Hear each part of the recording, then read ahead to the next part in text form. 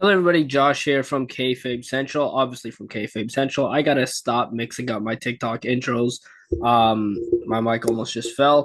But welcome back to the Headlines of the Week podcast, where I go over everything that happened in the week of wrestling, from news, TV recap, all that good stuff. Gossip, rumors, everything that goes on in the world of professional wrestling. We talk about on the Headlines of the Week podcast. Well, I'm saying we. This is a solo edition of the Headlines of the Week. I apologize if you can hear cars in the background. I forgot I left my window open because it is boiling in here. It's very hot in my room. So, yeah, apologies for that. But yeah, this is a solo edition for the Headlines of the Week. Rue and Stu were not able to join me here today. They were supposed to because I initially planned, and if you were in the TikTok live for the SmackDown and Worlds Collide watch along, then you might have seen me and Rue talk about the podcast. And I was supposed to be up at 7 a.m. because they have a very tight schedule today. And obviously, there's a 5 hour difference between the UK and Canada. So, excuse me. So I was supposed to be up by 7 a.m. And, we're going to record the podcast at 8. 7 a.m. comes, and I'm like, okay, I'll take 30 more minutes. 7:30 comes, and I'm like, okay, I'm up. And next thing you know, I wake up again, and it's 10 o'clock. So I apologized to them to 100 times because I genuinely felt bad that I slept in, but it was a late night last night for me with SmackDown and Worlds Collide. And I was really thinking, I'm like, am I gonna get up? And I was up for a few seconds until I just went right back to sleep. So that one was on me. So this one is going to be a solo edition for the Headlines of the Week. But in reality, we don't have much to talk about. Like, realistically, I could have skipped this week as well, but I wanted to get out a headlines video for you guys since I didn't do one last week. So yeah, we got a few things to get into. Obviously, we already do the Monday Night Raw post show, the NXT post show, Dynamite, all that stuff. Didn't do one last night because, like I said, it was really late, and to be honest, I was just too tired to do a post show for SmackDown. And then yeah, so we're gonna get into some SmackDown stuff. We're gonna talk about Worlds Collide, everything that went down there. Yeah, well, not everything there, like just probably the main thing that happened. Um, yeah, let me just make sure I have this noted down so I don't forget about it when we're getting into that. So yeah, before we get into everything, make sure you guys subscribe, like, and comment, hit the notification bell so you're up to date with all the videos, podcasts, and interviews that come to the channel. Like the Emilio interview I did, owner and promoter of Destiny Wrestling. We had a great 30-minute conversation. So if that is something you're interested in, and hearing about all the behind the scenes work of Destiny Wrestling, all that good stuff, or just to learn more about the independent scene and the Ontario wrestling scene, go ahead and check that interview out. It was a really good conversation. So go check that out. Make sure you go check out the Discord server as well. Join up the Kayfabe Central Discord server if you want a place to chat it up about wrestling, or non-wrestling stuff, whatever the case may be. Go check that out as well. Yeah, make sure you go check out the Kayfabe Central website as also, where I post all my coverage posts, all the articles, all the written predictions are all on there on the Kayfabe Central website. We also have like a group community section, so you can join that up and post your thoughts and all that good stuff in there. So yeah, we're gonna get straight into this. Let's start off with the announcement that WWE made yesterday with WrestleMania 43 is officially going to be taking place in Riyadh, Saudi Arabia. Now, I don't like this. I don't think that this is good at all for the company. And it's stupid. And if you were in the live chat when they made this announcement, not my live chat, but WWE's live chat, there was a ton of people putting in the chat, you sold out. And you know what? Rightfully so. I think everybody should tell WWE that. And the AAA audience was telling WWE that when they were showing WrestleMania 43 in Saudi Arabia. They were chanting that in the arena. So, um, yeah, I hope WWE gets this message, and I hope they get the fans' message, and because this is not good. And by no means am I opposed to having a WrestleMania outside of North America. Obviously, I'd like one in Toronto again. But I'm not opposed to that. It's just, and I hate bringing politics into it. I'm not going to go too heavy on the politics right now after everything that's happened this week.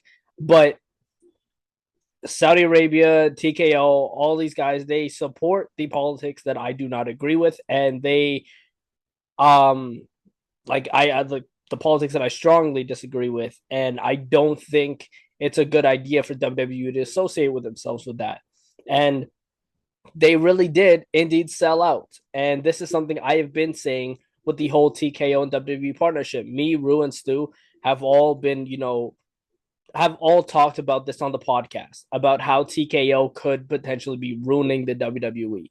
And I find myself each week getting more tired covering this company because, like, last night on SmackDown, it was a pretty decent episode, but I am pretty certain because Triple H was in Las Vegas for Worlds Collide that, and for the announcement that Triple H did not book that show on SmackDown.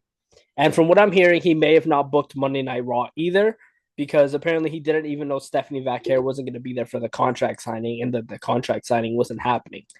So, but Vaquer was on NXT the next day. Whatever. That's beside the point. So I'm assuming somebody else wrote that show of SmackDown because it was a pretty solid episode of SmackDown, which we're gonna get into. But yeah, this is not good. This is not good for the WWE, and I think they indeed did sell out. They definitely did, and I'm someone who's not gonna hold my opinion. If I have something to say, I will say it. And if you've listened to this podcast long enough, you know just that. And you know that I do not support this TKO thing, this TKO WWE thing. It's ridiculous. It's stupid. I don't think WWE should involve themselves with it. Yeah, that's really all I have to say. I'm not going to go too deep into the politics, like I said, because that's very a dangerous area to touch on, especially with everything going on. But yeah, that's that's unfortunate that we're doing WrestleMania 43 in Saudi Arabia, because I don't have any confidence that it's going to be a good WrestleMania. And I can see them having people like The Undertaker compete. They already, there's already been rumors that The Rock's going to compete and that we might get Rock versus Roman at that WrestleMania. The Rock, who left at the beginning of Cena's heel run, didn't come back at all in any capacity. And then you have Roman Reigns, who already at the moment has one foot out the door. Who's to say he doesn't retire by then? And if not, the match is not going to be any good. That dream match has come and passed. That the time for that match has passed. And I was talking to a friend yesterday, and he was telling me that, like, we could have done this years ago, but that time has passed and we don't want it anymore, which is completely true. I don't have any interest in seeing Roman Reigns versus The Rock anymore. It's not a match that interests me. And maybe I'm a minority in saying that, but like I just mentioned, there's all the people that I know personally that feel the same way. So we don't want that. I don't want Undertaker competing in a match. The guy doesn't even look like he can compete in a match, and we saw the last time he did compete in Saudi Arabia. It didn't turn out well. So, it's absolutely ridiculous. And like I can see them pushing for like maybe an Austin Rock match instead if they don't do Roman versus Rock. But again, not something I'm interested in. I don't think that this is going to be a WrestleMania to remember. I don't think this is going to be a good WrestleMania. But it is what it is. We're going to get there when we get there, and we're going to see what happens along that road. Either way, and like I got to feel bad for New Orleans, man, because they were supposed to get WrestleMania this coming year. And instead they're like, we're going to give you Money in the Bank. And everybody who knows wrestling knows that Money in the Bank is nowhere near the importance of WrestleMania. You built WrestleMania up to be the most important, the biggest show of the year. Like, I'll give you an example. It's cool to have, like, an all-star game, or like in football terms, an NFC championship game, but it's not the Super Bowl. It's not the NBA finals, right? WrestleMania is your Super Bowl. Money in the Bank, sure, it's a cool event, and I like the idea of Money in the Bank, but the way WWE books this, it's nowhere near um, the importance of WrestleMania. So I gotta feel bad for New Orleans, and now they don't get WrestleMania 43. Saudi Arabia gets it. And so I feel bad for them. I even feel bad for London. I've made friends or like mutuals on like TikTok with a whole bunch of people from the UK, including Rue and Stu. And I just gotta feel bad for all of them because I think that London deserves a WrestleMania. I think that would be a fantastic WrestleMania, but that's not happening. And I don't know if it will happen, especially under this TKO umbrella. Um, I don't know. I think AEW has the chance to do the funniest thing when it comes to that Saudi Arabia WrestleMania. Hell, run shows, even this coming WrestleMania, run shows in New Orleans, run shows against WrestleMania. And, typically I'm against, shows on like different promotion shows on one night. But I think AEW, they need to match that pettiness that WWE has in this scenario.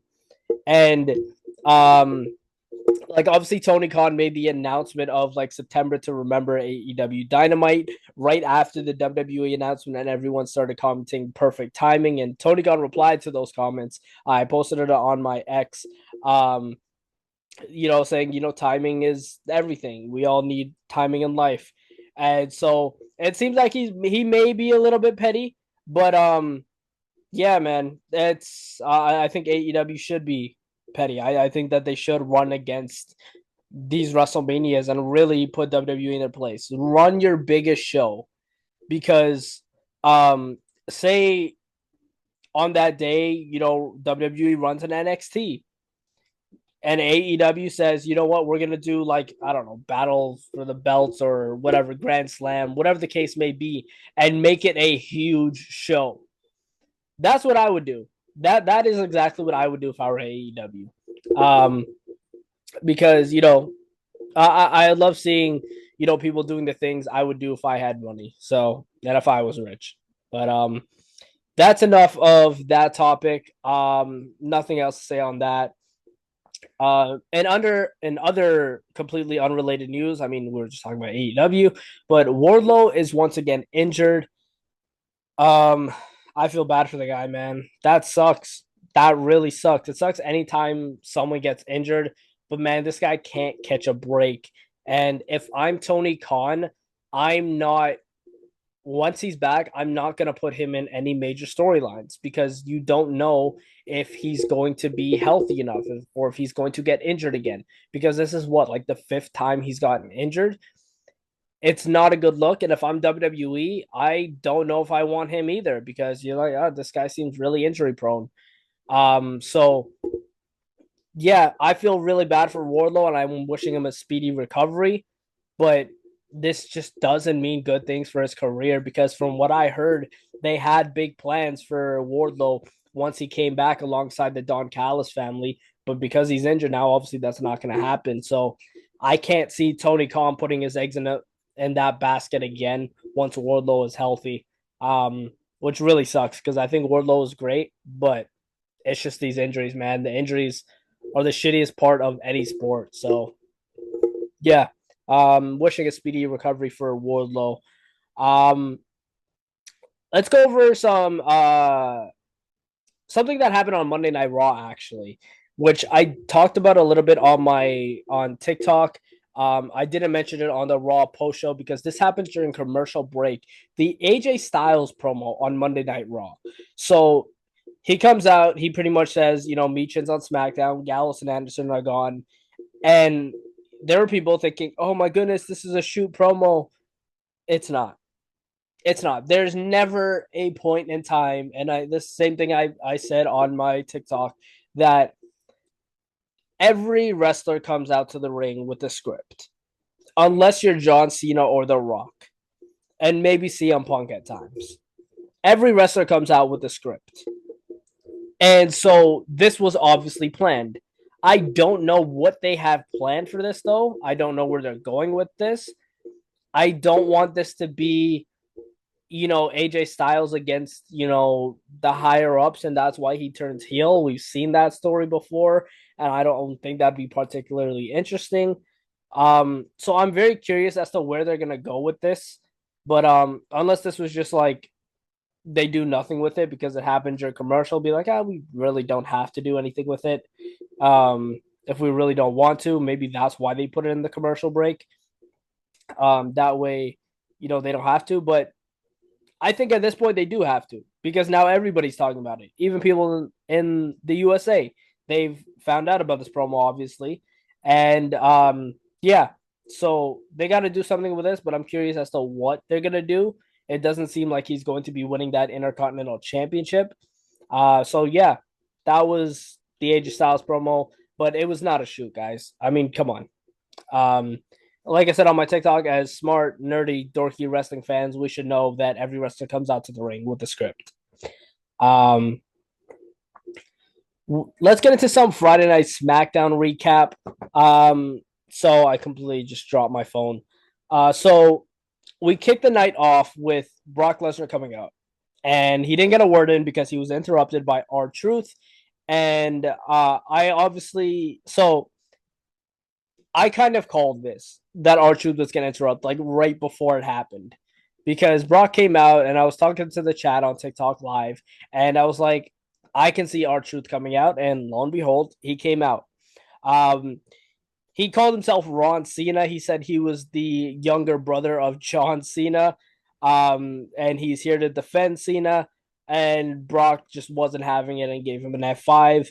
Brock's pants then ripped, his jeans ripped, and he was just flaunting it and dancing around and having fun, I guess. So yeah, that was that. There's nothing else to break down about that. We had a vignette from Solo Sikoa, who was upset about losing the United States Championship. He, pretty much said he's going to be coming back for revenge. And I thought that in this next segment where, or not this next segment, in a later segment where Sami Zayn was backstage, there was a figure behind Sami Zayn. And it really did look like Solo Sikoa. Some people are saying it was Shinsuke Nakamura. Some people are, I saw a lot of Shinsuke's. I made the joke that it was carrying a cross on my TikTok live.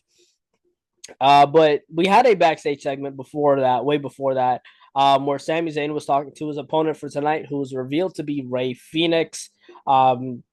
We then got into that match where Sami Zayn defeated Rey Fenix to retain the title in a fantastic match, by the way. And the crowd here in Norfolk, Virginia seemed to be cheering Sami. So maybe it was just Chicago that didn't like Sami. I have no idea. Yeah, I don't fully understand the Sammy Hogan thing, to be honest with you. It doesn't seem like that bad. Like there's times where it is pretty bad. I'm like, okay, I kind of see it now, but recently I don't really see it. But I understand why people feel ways because WWE wants to push him as a underdog. I apologize if you can hear music in the background. Because Sami Zayn, they want to build him as an underdog, and he's not. He's not. He's the United States champion. He's a WrestleMania main eventer. He's not an underdog. So I guess that's why people aren't very happy with Sami Zayn. But it's not entirely his fault, guys. It's not. It's not entirely his fault. But great match between Sami Zayn and Rey Fenix. I absolutely love this match. It was a fantastic way to kick off SmackDown. And you know what? I'm cool with this. I'm cool with these US Open challenges, although this doesn't feel like a US Open challenge because it seemed like Sami Zayn just picked Rey Fenix instead of coming out to the ring and issuing an open challenge and someone accepting. He just picked his opponent. And he picked his opponent last week when it was John Cena. So is this really an open challenge or is this just Sami Zayn picks whoever he wants to beat? I don't know. We had a backstage segment earlier in the night between Julia and Kiana James going up to BFAB to brag about beating Michin. Julia challenged BFAB to a match in which she accepted. Um, we then had a vignette from the Wyatt Six. They were making fun of the distinction between the Street Profits, who we did not see on this episode of SmackDown. We know about Angelo Dawkins' tweet, saying the time might be here or something along those lines. So they were making fun of that. Julia versus BFAB never got started because Kiana and Julia attacked her, but then Michin, of course, made the save. I have no interest in the storyline. I was talking to someone else who does a podcast as well. And I was talking to them about this US title picture, this woman's US title picture. It's absolutely garbage. They are doing absolutely nothing with this. And it really sucks because Julia is talented. I think Kiana James is also more talented than what they're using her as. And she could be doing a lot better things. Even Michin, I think Michin as Mia Yim on the Indies was fantastic, and she could be doing better things as well.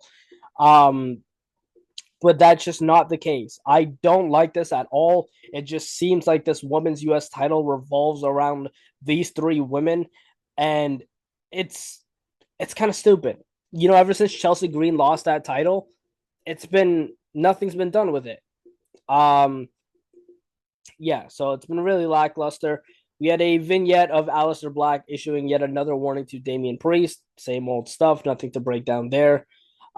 We had the women's championship match. Tiffany Stratton versus Jade Cargill ended in a double countout because Jade speared Tiffany through the barricade and caused a double countout. A okay match. There were some sloppy parts in this, some botches in this, on Jade's part especially, and you can really see why WWE didn't put the title on Jade. And I know that's a really shitty thing to say, but it's kind of true. If you look at this match, you can see why. It doesn't seem like she's ready to be at that level yet. And that's me being completely honest. I don't think that she's ready to be at that level yet. Um, However, after the match, guess who? Nia Jax attacked both women. I I don't care. I don't care anymore. I don't care at all about this women's division. And there's nothing against Tiffany Stratton. It's nothing against any of these women. It's the booking of this. The fact that we're revolving a women's championship around just three women is absolutely ridiculous. You have so many other options that you can use, and you're revolving this around just these three women, and it's getting boring. I'm tired of it. I don't want to see it. I don't want to see a triple threat between these three. I really don't. It sucks. That's me being completely honest. This sucks. Um, and that's as out there as I'm going to get because I love Tiffany Stratton. I think Tiffany Stratton is a fantastic wrestler. She's one of, if not my favorite women's wrestler on the roster. Next to like Rhea Ripley, Bianca Belair, and them. Jade Cargill still has a lot of work to do. Nia Jax is Nia Jax. She's gonna do what she does. Um, but this is not good. It's not at all. And yeah, they need to fix something with this. I don't think that they will, but at this point, I don't know who dethrones Tiffany. It could just end up being Nia or Jade at this point because it seems like that's the only other two people that they're revolving this division around. When you have other options, you could even call someone up from NXT. Maybe I don't know who. Mix it up. You could have Chelsea Green in this title picture. I would love to see a Chelsea Green versus Tiffany Stratton match. I think that would be entertaining. But no, we're not going to get that because we want to revolve this around just three women for some reason. Yeah. We then had a backstage segment. Nick Aldis approached by Chelsea Green and Alba Fire, who don't believe Charlotte was really hurt. All this tells Green that they can have the winner from the match at NXT Homecoming between Charlotte Flair and Alexa Bliss and the Culling, which is happening on Tuesday night. Um, the Miz then approached Aldis and is about to ask for a title shot, but Aldis says he handled it already. Um, we then had another segment backstage, I think after we came back from commercial, where Carmelo Hayes went up to Sami Zayn and asked for a title opportunity, and Sami Zayn gives it. This is where we saw the figure backstage because Sami Zayn was initially getting interviewed until interrupted by Carmelo Hayes. It could have been Solo, it could have been Shinsuke. Not entirely sure, but intrigued to find out. I don't know if I'd be interested in it being Solo. I don't know if I'd be interested in being Shinsuke either, because we saw how that title reign went. But we also haven't seen Shinsuke in a while on TV. But after that, the Miz came up to Carmelo Hayes, and he was upset about Carmelo asking for a U.S. title shot. Carmelo pretty much told him, you won both at one time before, so I'm gonna do the same thing. I'll win the U.S. title, and then we're gonna win the tag titles. And the Miz eventually, reluctantly said, "Okay, fine." Um, we then got into the main event of the evening: Drew McIntyre taking on Randy Orton. In a fairly decent match, actually. This was a pretty. I mean, I say actually, like I'm surprised, but I mean, like a lot of the times, Rue pointed this out on my live chat on TikTok that a lot of their matches are really slow paced and not really bangers per se. But this one was pretty good. I enjoyed this one. Um, Drew McIntyre, obviously, I said beat Randy Orton. After the match, Drew continued the attack on Randy, but of course, the American Nightmare, Cody Rhodes, made the save. And then Cody told Drew that they will face off at WrestlePalooza, like we all expected. So yeah, that was Friday Night SmackDown from last night on September 12th, 2025. Yeah, an okay episode of SmackDown. There were a couple good things, but for the most part, it just was the same old SmackDown. And it's not been good. Um so let's talk about AAA Worlds Collide. Uh there's not much to talk about with these matches. I didn't do live coverage for it, but took some mental notes of some things that happened. It was a pretty entertaining show.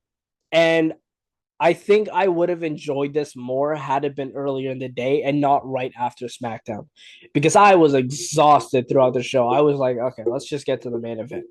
And that's not a knock at any of the matches on this card, because I think all the matches on this card were decent. Then there was not a bad match on this card. Um, if I were to put like the lowest tier, it would have probably been Natalia and Fabi Apache. That match was okay at best. I didn't really enjoy that one. Um, I don't think I paid much attention to it either, and that's not a knock at either of them. I think they're both great. I mean, I haven't seen much of Fabi Apache, but I think Natalia is a fantastic wrestler. She's been doing this for a long time, and yeah, just I think maybe because it didn't really match the style of everything else going on the card. We had fast paced action, fast paced action, fast paced action, and then we had a technical match to like slow it down a little bit. Um, which is good. Sometimes you need that on the show, but I don't know. I just couldn't get behind this match for some reason. I don't know exactly what it was. Um, but everything else on the card was fun. The fatal four way between the Dr. Wagner Jr., Ethan Page, Dragon Lee, and JD McDonough was fun. That was fast paced all throughout the match. And yeah, some pretty cool spots in there, as expected, with Dr. Wagner Jr. retaining. Obviously, the big thing coming out of Worlds Collide was Dominic Mysterio winning the AAA Mega Championship. This had to happen. It makes sense. It's a good idea. Now he can take that title on Monday Night Raw, give AAA some more eyes on it. Yeah, I love this for Dominic Mysterio. Now he can officially be called, King of the Luchas or King of the Lucas. whatever they had trademarked, if they still have that trademark. So and then after he made a deal early in the day that Rey Mysterio has to put the title around his waist, and Rey Mysterio did just that. We could be setting up for Rey Mysterio versus Dominic Mysterio for that mega championship. I could see a world where Rey beats Dom for that title, but I also could see a world where El Grande Americano beats him for that title. El Grande Americano, who helped Dominic Mysterio win that title from El Hijo del Vikingo. Yeah, I don't understand the boos for Vikingo and the cheers for Alberto Del Rio. I don't understand why the AAA audience wants Alberto Del Rio, not Vikingo. Vikingo was amazing in the ring. He can do things that most people can't. Um, yeah, I don't understand it. I'm glad that they didn't have Alberto Del Rio on the show, and I hope that they don't bring him back. To be honest with you, yeah, I don't think that it would be a good idea to bring Del Rio back. Obviously, Rey Mysterio said he's going to try to get him back. I heard that, but I don't think that they will. I don't think that they should. But again, you can't put anything past this company anymore. So but yeah, congratulations to Dominic Mysterio for winning that AAA Mega Championship. Yeah, Dominic Mysterio has been great. He's been fantastic. He's really over right now everywhere. Whether it's in the States, whether it's for AAA. So yeah, congratulations to Dominic Mysterio for winning the Mega Championship. Um, yeah, that was Worlds Collide. There was nothing else really like that's a big talking point on Worlds Collide. If there is something you want me to talk about, though, let me know in the comment section below.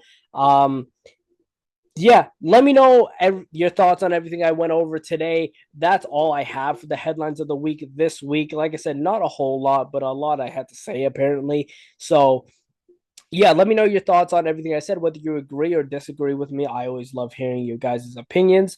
And there's a lot of different ways you can let me know your opinions. You can let me know in the comment section on YouTube. If you're listening to this on YouTube, you can let me know in the comment section on Spotify over there and hit the follow button there.